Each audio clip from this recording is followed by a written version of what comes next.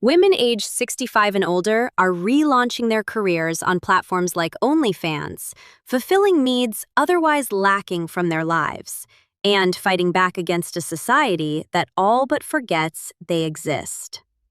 In the week, Hattie Weiner spends a copious amount of time alone in her Manhattan studio, propped up in bed with a heating pad, something many use to help relieve back pain and other aches. On Sundays, however, the 87-year-old transforms. She prances around her apartment in her laciest lingerie while a friend snaps photos of her to post on OnlyFans. "You would think that perhaps my oldness would be a turnoff," she said. "It's heartening to know that so many young men allow themselves to be admirers of older women's bodies." Hattie is one of a growing number of women who have launched content creator accounts in their later years, fulfilling needs that are otherwise absent from their daily lives. The platform gives mature creators a space to reclaim their identity and sexuality, demonstrating that old age is not just Alzheimer's and wheelchairs or nursing homes and smells, but that it is also interesting and adventurous and exciting and beautiful. The journalist first came across Hattie on Instagram, where she was performing at the opening night of Intima, a new performance art space in Queens, bold, expressive, and completely unapologetic about her body. When they first spoke by phone, Hattie was direct. "I went from being someone who followed all the rules to someone who follows none of them," she laughed. "If my bra strap showed back in my day, people judged you for it." They arranged to meet at her sunshine yellow studio apartment in Hell's Kitchen. Hattie was barefoot, wearing a white sleeveless jumper and cream trousers, her fingernails painted mint and her toenails magenta. She ushered the journalist inside, where two professionally shot portraits of her hung on the wall. "My fans are incredibly appreciative," she said, as her phone lit up with messages. "They thank me. They send the kindest words." She responded to each one with a thumbs-up emoji. But beneath the confidence and the laughter, something deeper was present. Hattie was lonely. It was a loneliness that consumed her, one that no amount of online attention could truly fill. "I'm isolated here," she said. "I wake up in the morning and ask myself what I should do, and the answer is nothing." With arthritis and hip replacements, Hattie is in constant physical pain. But she's noticed something remarkable. The discomfort temporarily eases when she's creating content. "The endorphins kick in," she explained. "I have such a young spirit and young thoughts. My body, as much as I never thought it would happen, it just can't keep up." Does posting on OnlyFans make her feel less alone? "Oh yeah," she exclaimed. "I'll see 10 comments. 'Love this post. You're so beautiful. You made my day.' It's wonderful." But the dopamine-fueled joy is short-lived. It's no substitute for someone sitting beside her, holding her hand. "When you close your computer," she said quietly, "the emptiness hits you right in the face."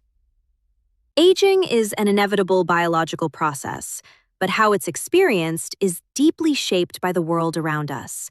Older adults in the U.S. are more likely to live alone than in almost any other country, a stark contrast from cultures where caring for elderly relatives is the norm.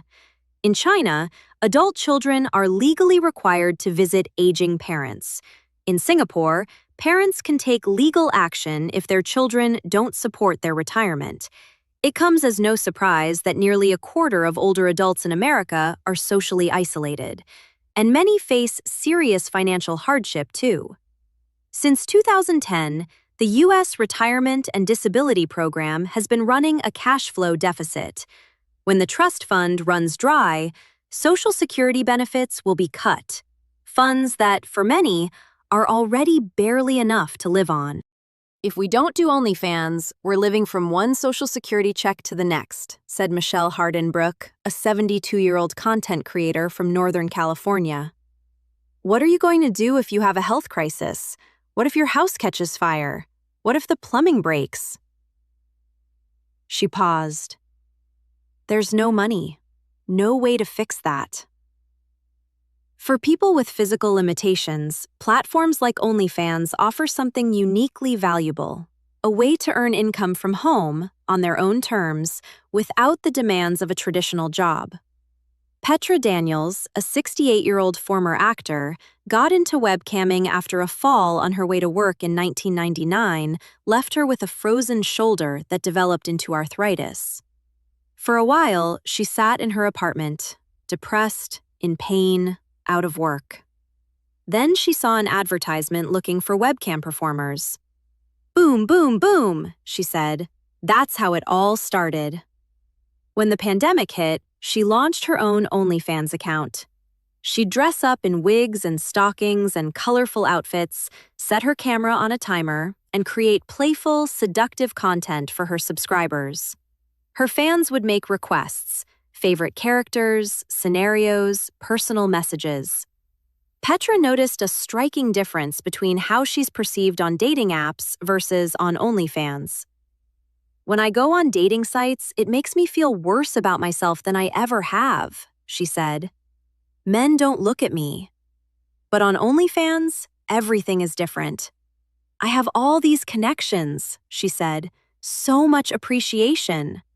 Her fans shower her with compliments. "You're a gift," they write. "I can't believe you're not taken." OnlyFans feels like a parallel world, one in which she is seen, respected, and desired. In her famous essay, The Double Standard of Aging, philosopher Susan Sontag explored how aging female bodies are treated with a kind of cultural dismissal, represented in media as objects of pity or humor rather than beauty or desire. "Rules of taste enforce structures of power," she wrote. Reclaiming older women's sexuality, then, is not just personal, it's political. It's a rebellion against a youth-obsessed culture that has long told women their value expires with age. Michelle has come to understand this deeply. The parts of herself she grew up being ashamed of, the stretch marks, the softer body, the signs of a life fully lived, are exactly what her fans celebrate. OnlyFans has taught her, she says, that it's okay to be my age and be attractive, that it's okay to be my age and not look like a magazine cover. "You don't stop being a human being with desires when you reach a certain age," Michelle said. "You are born with that part of yourself, and it stays with you until the day you die. Young people need to understand that." The journalist visited Hattie's apartment 4 times that winter. On one of those Sundays, Hattie mentioned she had booked a one-way ticket to Anguilla. She needed the sun and a warm pool. Before the journalist left that day, Hattie asked for help taking a painting off her wall and rehanging it upside down. Clambering onto the sofa to unhook the frame, the journalist asked why. Hattie pointed at 3 orange circles floating against a wash of dark green. "They can either be falling or rising," she said, "depending on how it's hung." Before, it was pessimistic. "It has to be optimistic now," she smiled.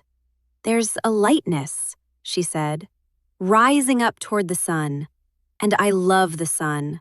Up toward the sky and the clouds and the openness of eternity." Hattie's story reminds us that while our bodies might slow down, our spirits don't have an expiration date.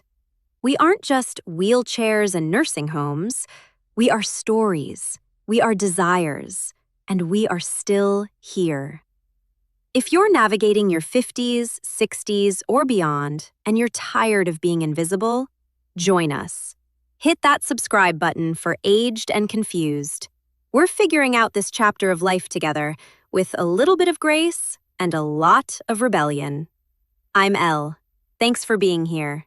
Now, tell me in the comments, what is one thing you've done recently that made you feel truly seen? I'd love to hear your story.